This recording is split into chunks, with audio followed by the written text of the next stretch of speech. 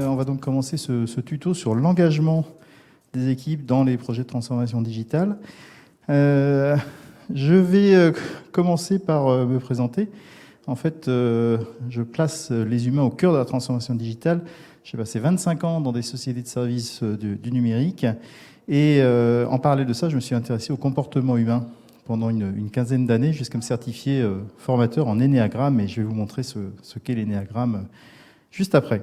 Alors, avant de commencer plus en détail, en fait, je voudrais vous proposer un premier test. Je voudrais que vous puissiez vous connecter sur Bicast et que vous répondiez à la première question. Est-ce que pour vous, la transformation digitale se passe plutôt bien ou plutôt mal dans votre entreprise ou dans votre entité, enfin dans votre projet? Alors, je vous laisse le temps de répondre et on partagera ensuite les résultats.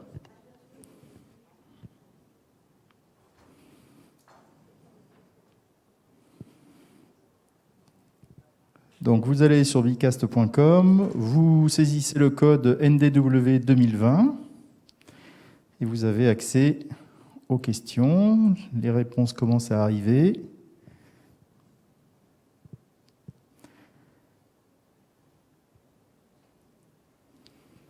Voilà un petit peu de temps pour la manipulation. Si vous avez quelques soucis de connexion, n'hésitez pas à utiliser le chat de votre fenêtre Teams pour nous le signaler. Alors, 3 réponses pour l'instant, c'est vraiment insuffisant pour que ça soit représentatif. On va attendre encore un petit peu.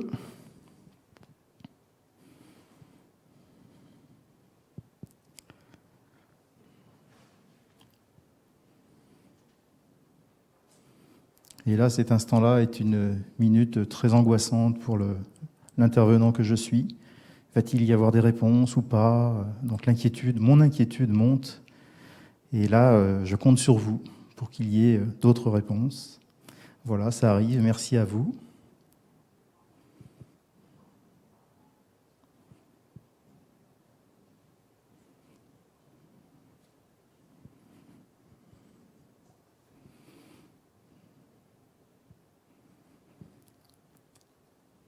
Alors, jeudi, pardon, j'avais un autre événement où il y avait eu énormément de réponses et où en fait le taux était plutôt positif, c'est-à-dire qu'il y avait à peu près 80% de réponses sur plutôt bien. Et puis ensuite, dans le fil de l'atelier, on s'est rendu compte que c'était plutôt bien, mais avec beaucoup d'incertitudes. Ah bah oui, mais là, c'était pas terrible. Ah bah oui, mais là, c'était un peu moins bien. Donc on va voir si ça fait la même chose aujourd'hui. Alors, nous sommes aujourd'hui dans un contexte quand même très particulier, puisqu'on a d'une part une évolution sociétale avec une défiance généralisée. Vous l'avez constaté, vous le voyez tous les jours, que ce soit dans le monde de l'entreprise vis-à-vis des dirigeants, des managers, que ce soit vis-à-vis des partis politiques, des syndicats, etc., même des journalistes aujourd'hui qui ne sont plus du tout qui n'ont plus du tout la confiance en fait de leurs auditeurs. Et en parallèle de ça, on a aussi une évolution sociétale importante sur les valeurs liées à l'écologie qui insufflent en fait quelque chose de très profond en fait dans la société. On a un troisième élément de contexte sur la mondialisation du digital, puisqu'aujourd'hui on est habitué maintenant à avoir une notion d'immédiateté. Donc immédiateté, dès qu'on veut quelque chose, on se dit qu'on peut l'avoir instantanément, voire livré chez soi le lendemain. Et le digital a également changé profondément notre usage et nos postures, que ce soit sur l'usage du digital, mais aussi dans la façon de travailler et de coopérer au sein de l'entreprise. Et puis on a cette pandémie qui a imposé en fait une pause mondiale et qui a forcé ou accéléré en tout cas la digitalisation des entreprises dans des conditions parfois un petit peu rocambolesques. Moi j'ai rencontré des dirigeants qui m'ont dit le jour du confinement, j'ai dit à tout le monde d'emmener l'ordinateur, mais pas l'ordinateur portable, l'ordinateur de bureau, l'écran fixe, la chaise de bureau, parce que certains n'avaient pas de chaise pour s'asseoir chez soi. Et là, ça a créé aussi une expérience pas toujours positive en fait du digital. Alors, quand on parle de transformation digitale, j'aurais juste vous rappeler quelques chiffres, des chiffres qui moi m'ont vraiment étonné. Le premier, c'est que 25% des investissements sont gaspillés sur des initiatives qui n'aboutissent pas. Et ce chiffre-là, quand on est dirigeant d'une entreprise, il interpelle énormément. On est dans une actualité de rentabilité et de contrôle économique du fonctionnement des entreprises. 25%, c'est énorme. Deuxième chiffre, 39% des entreprises disent rencontrer des résistances internes. Ce chiffre-là, à mon avis, est un petit peu sous-estimé. 45% reconnaissent que leur système de management n'a pas encore atteint un niveau optimal. Et là, on commence à mettre le doigt sur ce qui, quelque part, pose problème, ou en tout cas interpelle dans le fonctionnement des entreprises. Et 62% pensent que le premier frein à la transformation digitale, c'est le changement de culture. Alors, pourquoi En fait, c'est pas si étonnant que ça. C'est pas si étonnant parce que, premièrement, le digital est souvent réduit à des technologies ou à des méthodologies. Quand un dirigeant se dit il faudrait que j'augmente mes ventes, il faudrait que je communique mieux avec mes clients, rarement il exprime son besoin comme ça. Il dit il me faut un outil de CRM. Bon, très bien, donc un outil. Et on sait très bien que ce n'est pas un outil qui va répondre à son besoin, ou en tout cas pas uniquement l'outil. Et puis la deuxième raison, c'est que la plupart des managers et des dirigeants n'ont pas été formés en fait aux différents comportements humains. Ils n'ont pas été formés à des systèmes d'études des comportements humains. Alors moi, j'utilise un outil qui est l'énéagramme, mais en fait, même dans leur façon de faire, leur façon d'être, ils sont plutôt tournés vers des trucs et astuces que vers vraiment une prise en compte intrinsèque des humains. Alors, ce que je vous propose, c'est une deuxième question. Je suis assez téméraire par rapport aux réponses assez faibles de la première question. Moi, j'aimerais savoir si vous êtes engagé dans votre entreprise. Donc là, vous pouvez retourner sur Bicast, donc bicast.com avec le code ND 2020, et vous pouvez répondre à cette question. Êtes-vous engagé dans votre entreprise ?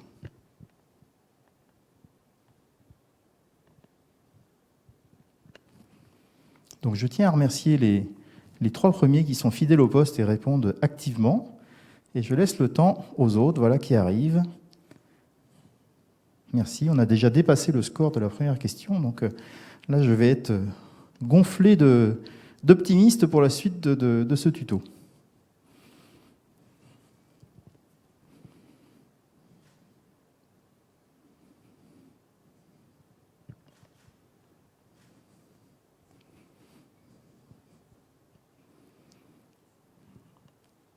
Je vous laisse encore du temps.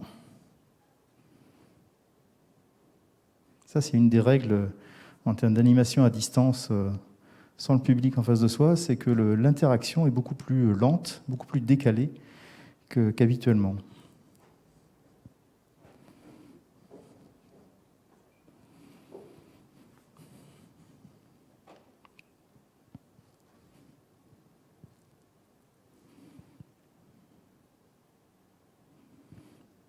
Voilà, donc majoritairement, même à 100% pour l'instant des réponses que je vois affichées, vous êtes totalement engagé dans votre entreprise. Alors deuxième question, est-ce que vous êtes engagé dans ce tuto ? Même question, mais dans un contexte différent. Et là, je vous propose de répondre à cette nouvelle question.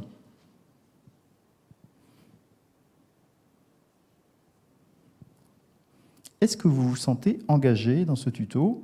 Là, on pourrait presque comparer autant que dans votre entreprise.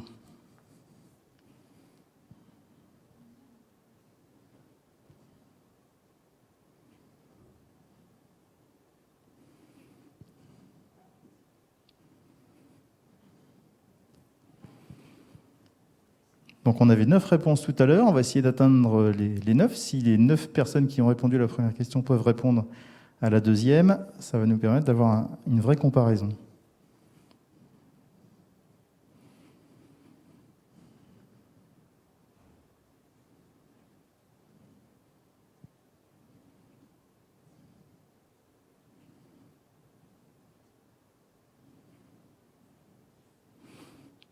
Alors, le résultat, 80-20.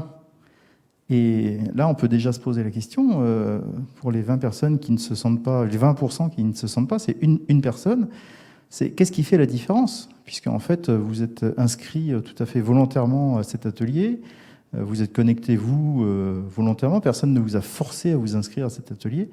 Et donc, on pourrait se dire qu'il ne suffit pas d'être présent, même si on est à distance, pour être engagé dans une action, dans un projet. Et en fait, tout cela s'explique assez facilement grâce aux neurosciences et grâce à des systèmes d'études des comportements. Alors, j'enchaîne rapidement sur justement l'apport des neurosciences. En fait, notre cerveau est composé de 3 grandes parties. Alors, les neurosciences évoluent rapidement, énormément, mais en tout cas, ces 3 grandes parties, même si elles ne sont pas aussi séparées que cela aujourd'hui, interagissent énormément entre elles. La première, c'est le cerveau reptilien. Le cerveau reptilien, c'est la partie du cerveau en fait qui gère, qui s'occupe, qui s'intéresse en fait à tout ce qui est survie. C'est vraiment l'organisation motrice, la respiration, le déplacement, la faim, manger, boire. La deuxième partie, c'est le cerveau limbique. Le cerveau limbique, c'est le siège des émotions. Donc là, on rentre beaucoup plus en fait dans un registre, ou en tout cas une dimension émotionnelle, pulsionnelle. C'est aussi ici qu'on va avoir nos relations sociales. Et puis la troisième partie, en vert, ici sur ce schéma, c'est le néocortex. Donc là, c'est le siège du raisonnement, le langage, la conscience de soi, les hypothèses, la logique, etc. Et ces 3 parties de cerveau, en fait, conditionnent des modes de fonctionnement qui sont différents, tout simplement parce que, et là je m'appuie sur l'énéagramme pour vous présenter ça, on a pris l'habitude tout petit de favoriser plutôt l'une des parties de ce cerveau que les 3 de manière équilibrée. Et donc, on a trouvé une zone de confort à aller systématiquement solliciter cette partie de cerveau. Donc, soit le cerveau reptilien, soit le cerveau limbique, soit le néocortex. Et du coup, il en découle des intelligences différentes, des instincts parfois différents dans le domaine des relations à l'autre, et puis des talents et des excès. Des fois, on est super compétent dans un domaine d'activité ou dans un talent particulier, et puis parfois, on se fait des nœuds, donc des nœuds, ça peut être des nœuds au corps, aux intestins, ça peut être un nœud au cœur également, et puis on peut se faire des nœuds dans la tête en pensant à des choses trop compliquées. Alors, pourquoi s'intéresser en fait aux personnalités? Et c'est vrai que quand je pose cette question-là, souvent on me dit mais dans l'entreprise, on ne parle pas de développement personnel, on ne parle pas d'émotion. Il faut que les gens laissent ça à la porte. C'est pas le domaine de l'entreprise.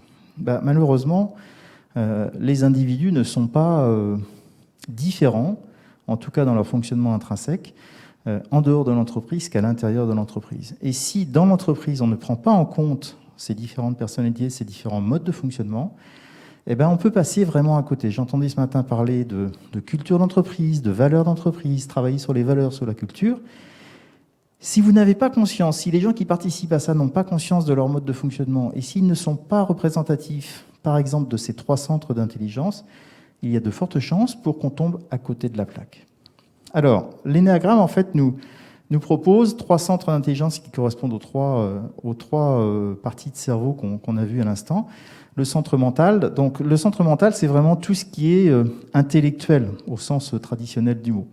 Et si je suis de ce centre mental, en fait, j'anticipe tout et tout ce qui va arriver par l'observation et par l'analyse logique. C'est-à-dire que je crée des raisonnements en disant « Ah, mais il y a telle information, telle autre, je les combine, ah, mais il va se passer ça, etc. » Et je suis toujours en anticipation.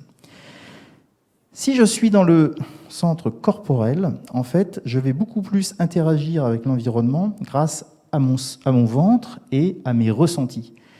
Alors, les ressentis, c'est par exemple se dire oui, ce pupitre, il est solide, mais en allant le toucher. Pas simplement en regardant la fiche technique ou le prix d'achat ou je ne sais quel autre critère, mais vraiment aller ressentir physiquement comment il est stable. Et si je suis dans le centre affectif, là, c'est vraiment mon lien émotionnel, ma relation à l'autre qui est interpellée, et je vais entrer en relation avec l'autre pour créer en fait un lien émotionnel, une relation forte et durable. Alors, une fois qu'on a dit ça, et là c'est un résumé bien évidemment très, très court de l'énéagramme, mais quand on a dit ça, on peut se poser la question, de la relation au digital. Et si je suis dans le centre mental, en fait, je considère que le digital est vraiment une source de plaisir. C'est quelque chose d'innovant, qui peut apporter plein d'options plaisantes, qui peut permettre également de résoudre des problèmes de manière très simple. Ça a aussi une petite tendance à avoir des imprévus.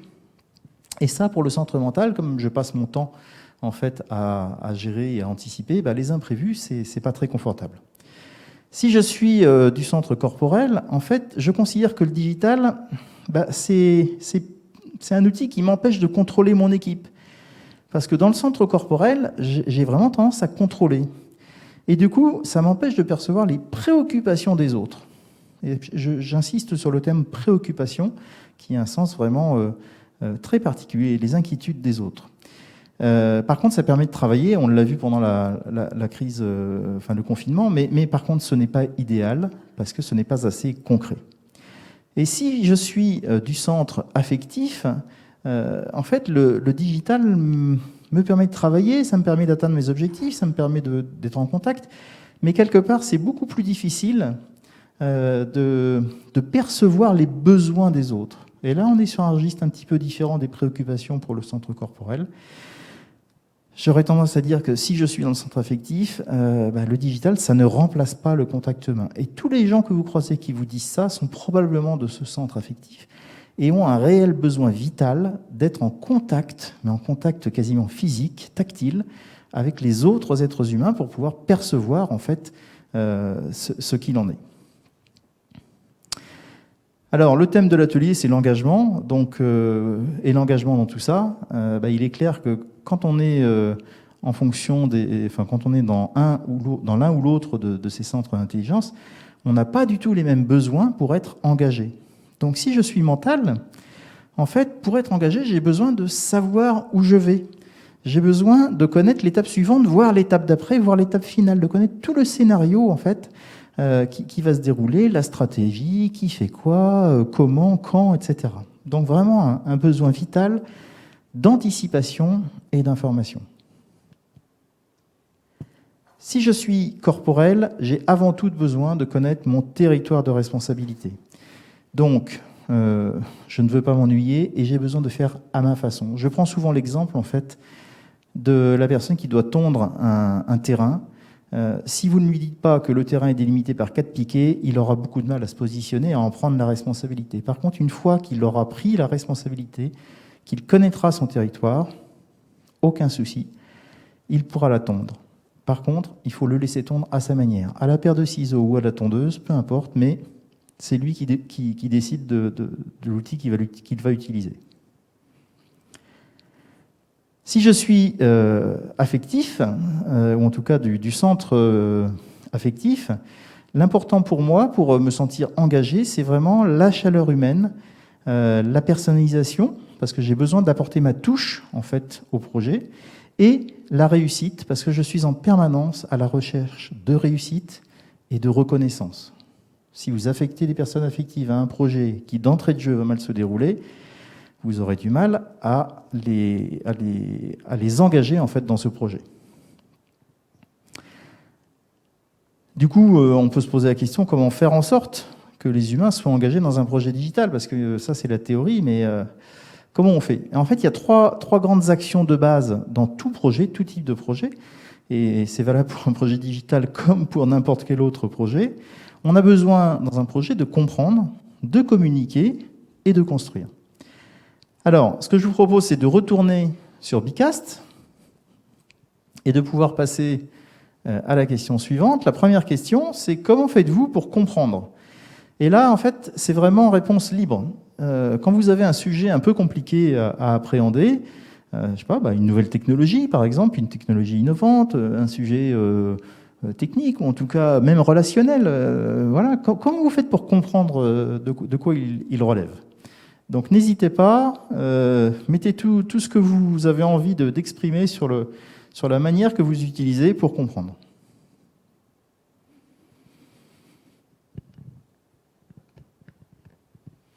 Donc on a écouté. Donc écouter, j'imagine que c'est écouter quelqu'un, donc c'est aller vers quelqu'un pour l'écouter. Je reformule. Donc, je reformule, j'imagine. Alors là, il faudrait peut-être préciser, je reformule la personne qui m'a parlé ou je reformule le sujet. Je fais des recherches. Je demande à quelqu'un d'autre. J'écoute, j'interroge. Je fais un schéma. Donc, on peut déjà voir que vous avez des habitudes, ou en tout cas des manières de faire un peu différentes. Il y a les gens qui vont voir d'autres personnes. Il y a des personnes qui écrivent ou qui dessinent, qui font des recherches.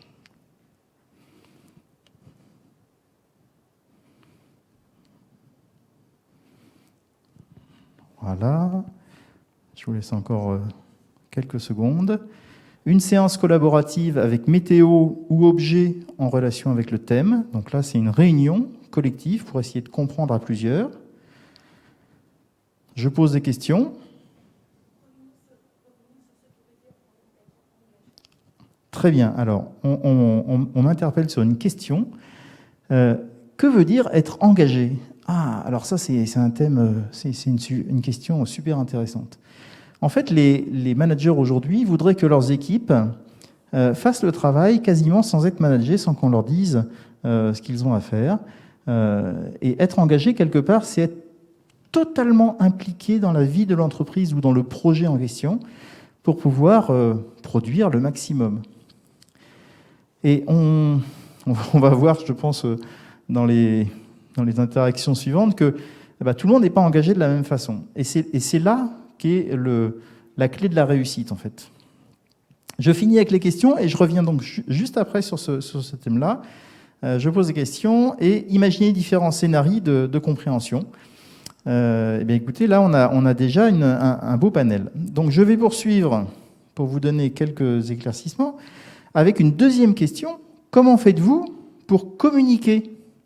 Puisque là, on était sur comprendre, mais dans un projet, il faut aussi communiquer. Il faut communiquer sur l'avancement, sur les objectifs, sur la réussite, les difficultés rencontrées, etc. Donc, même mode d'emploi, vous allez sur Bicast et vous essayez de nous partager vos méthodes.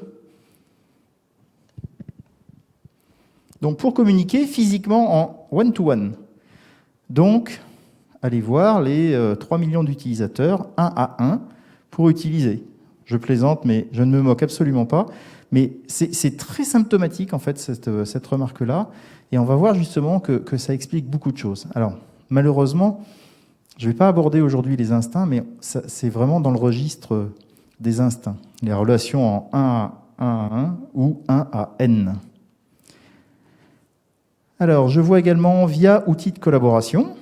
D'accord, donc là, c'est un outil. Est-ce que la personne qui a mis via outil de collaboration pourrait préciser de quelle manière communiquer, la forme de la communication utilisée dans l'outil de collaboration? De manière informelle, à un groupe. Donc là, on peut imaginer, enfin moi en tout cas, j'imagine la machine à café, ou en tout cas même quelque chose qui n'est pas parfaitement structuré et organisé. En échange en face à face. Alors, est-ce que échange en face à face, c'est comme physiquement en one-to-one? Je pense que oui, j'aurais tendance à les rapprocher, mais si ce n'est pas le cas, précisez-le. Communiquer écrit. Donc là, c'est une formalisation écrite, électronique ou papier, j'imagine. Par strate. Alors, que veut dire par strate? Est-ce que ça veut dire par étapes successives ou bien par niveau hiérarchique successif?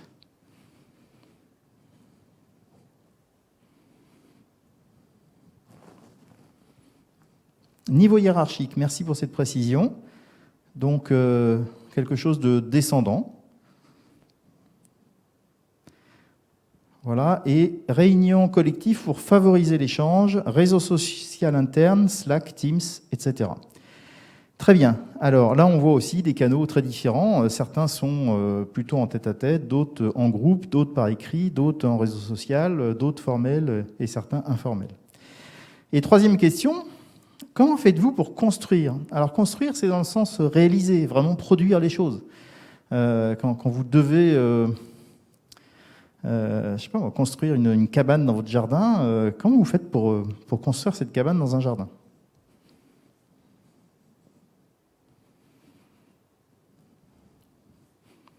Donc la troisième question s'affiche sur Bicast. Les réponses commencent à être réalisées. Voilà. Réfléchir au plan. Très bien. Donc là, on est... avant de construire, il faut réfléchir au plan. Définir l'objectif et le cadre. Donc là, on est encore une fois sur la partie amont. En présentiel, par thématique, en petits groupes. D'accord ? Ça veut dire qu'il y a des équipes qui sont réunies pour construire. Un projet à plusieurs avec un temps imparti. Donc là aussi, la notion de groupe. Je prépare mes outils et je réfléchis au plan de la maison. D'accord ? Je rassemble les compétences nécessaires. Alors, moi, ce que je constate en fait dans ces premières réponses, c'est que, bon, elles sont déjà variées. Il y a quand même plusieurs réponses qui sont je réfléchis. Et là, il faut que ça interpelle vraiment tout le monde sur le fait que quand on est dans la phase construire, on n'est plus dans la phase réfléchir. Mais il est tout à fait normal, et je respecte parfaitement en fait ce mode de fonctionnement, de vouloir dire, oui, mais avant de construire, il faut qu'on réfléchisse, il faut qu'on pense à ce qu'on va faire. Voilà, et vous allez voir juste après la raison de tout cela.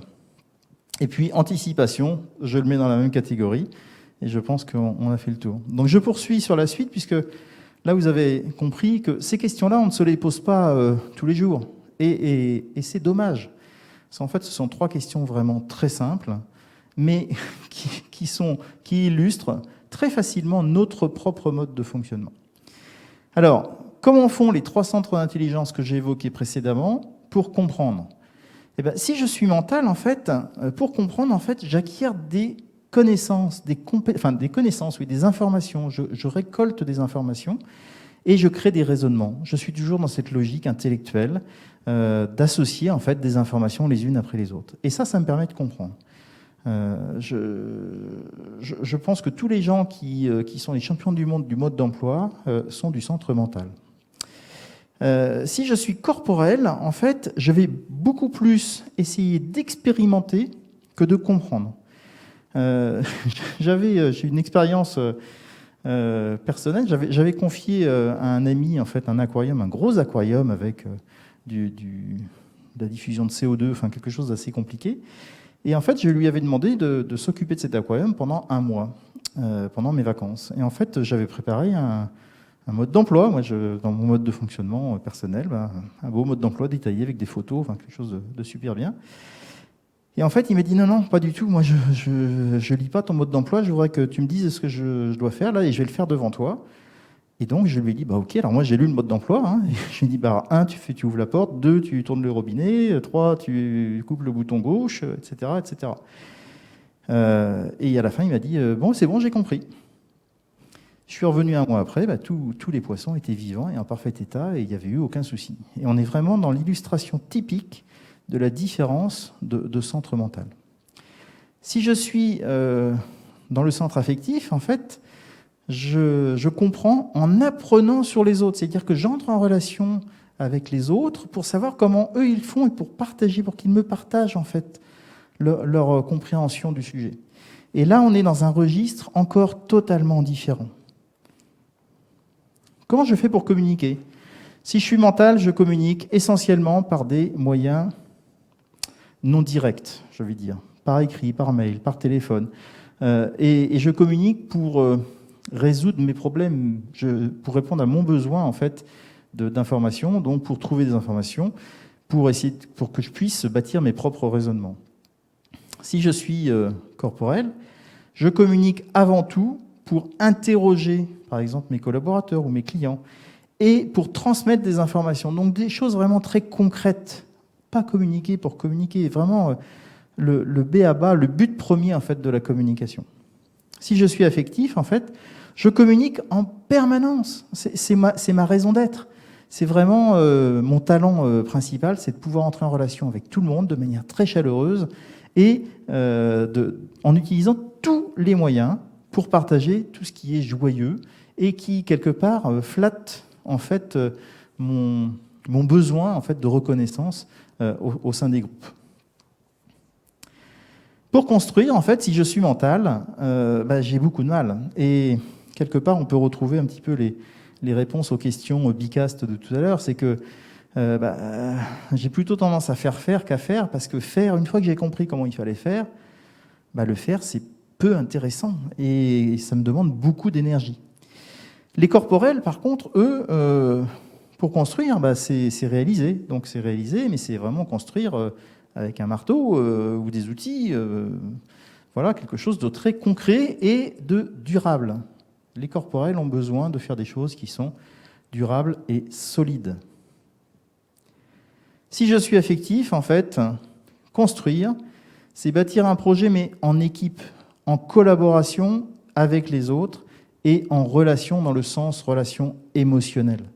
Donc vraiment, construire, c'est avant tout un projet d'équipe, une aventure humaine. Alors, la question, parce que là on est sur un tuto, sur un format court, mais par où on commence? Et j'aurais tendance à vous dire qu'il faut d'abord commencer par soi-même. Connaissez-vous, vous-même, connaissez-vous beaucoup mieux que ce que vous pouvez connaître aujourd'hui. J'ai vraiment emprunté à Confucius cette citation que j'ai complètement transformée. C'est « Soyez le changement que vous voulez voir dans votre environnement ». Vous ne pouvez pas, nous ne pouvons pas changer les autres. Les individus sont comme ils sont. La seule façon de pouvoir influer, c'est de changer soi-même. Donc, pour les gens qui veulent de l'engagement dans l'entreprise, il faut d'abord que le salarié soit engagé. Et engagé, de quelle manière? Bien évidemment, en faisant attention à nos biais. Parce que si on est dans son centre et toujours dans son centre d'intelligence, on va toujours être engagé de la même façon, ce qui peut ne pas du tout parler aux deux autres centres d'intelligence.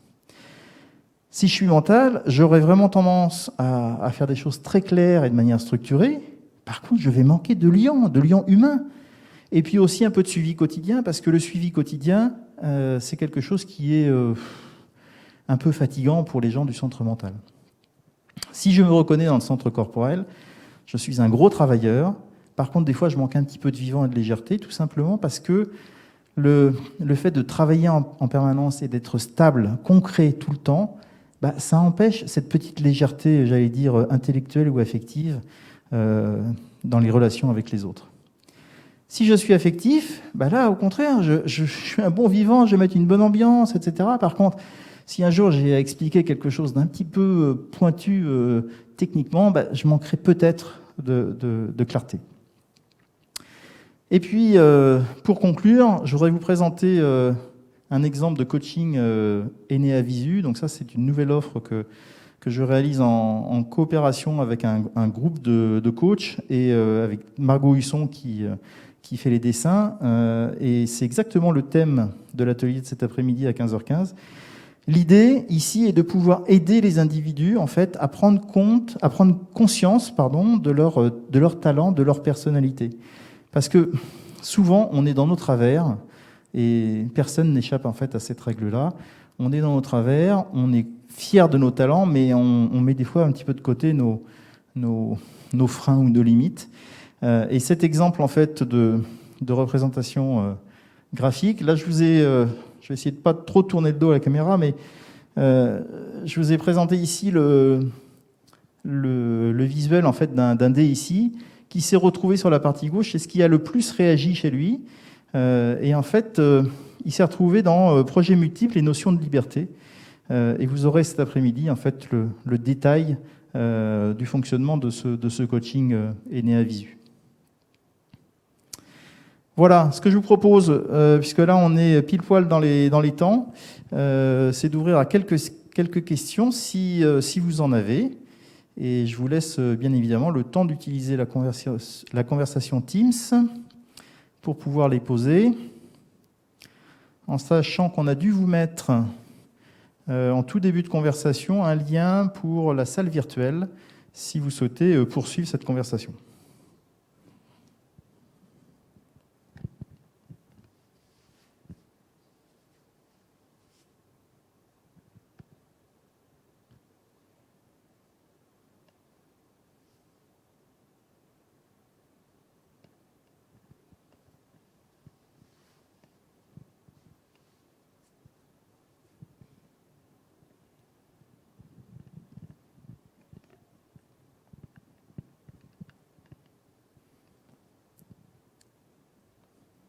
Alors, je vous laisse encore un tout petit peu de temps pour d'éventuelles questions.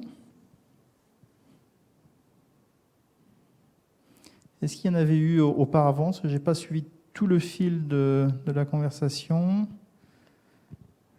Kathleen est gentiment en train de remonter. Voilà, donc je pense que... Ah, alors ça, c'était Sabrina. J'ai répondu à la question. Sabrina, j'espère avoir bien répondu à cette question-là. Si ce n'est pas clair, ne pas hésiter à me le redemander. Voilà, merci Sabrina, parfait. Alors, si vous n'avez pas de questions, en fait, moi j'ai encore 3 questions à vous poser. Et je vais vous demander d'aller sur Bicast à nouveau. Puisque la première question, j'aurais aimé savoir si cet atelier vous a été utile. Donc là, il y a déjà 3 réponses. C'est très sympa de voir augmenter le nombre d'étoiles en direct, en fait. Merci.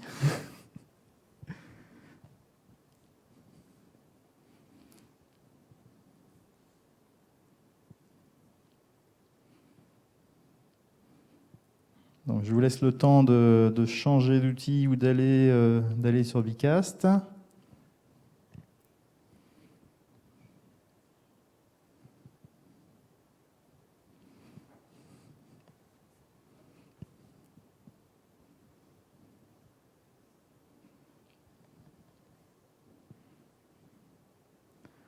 Encore quelques secondes. Et on va pouvoir passer à la deuxième question. Donc, deuxième question, est-ce que cet atelier vous a paru concret ?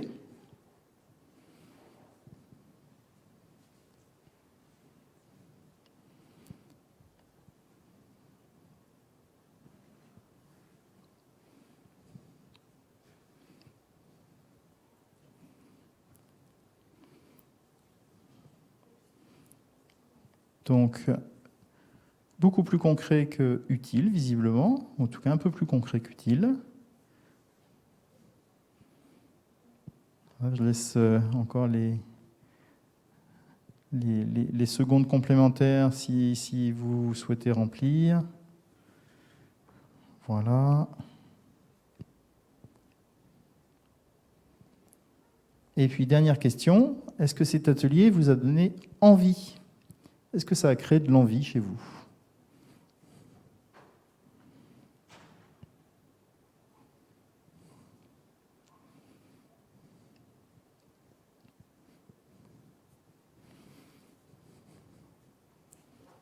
Parfait. Eh bien, écoutez, merci pour ces réponses. Les 3 questions correspondent, vous l'avez compris, aux 3 centres d'intelligence. Donc, j'ai encore à m'améliorer dans les 3 catégories de ces centres d'intelligence, mais je suis à peu près centré sur ces 3 centres d'intelligence, donc déjà, c'est très encourageant pour moi. Je vous remercie pour votre attention. Est-ce qu'il y a éventuellement des questions, Kathleen? Je ne crois pas. Parfait. Eh bien, écoutez, en tout cas, je suis à votre disposition si vous souhaitez plus d'informations. Vous avez mes coordonnées qui s'affichent sur le dernier slide et je vous remercie vraiment pour votre présence à ce tuto. À bientôt, au revoir.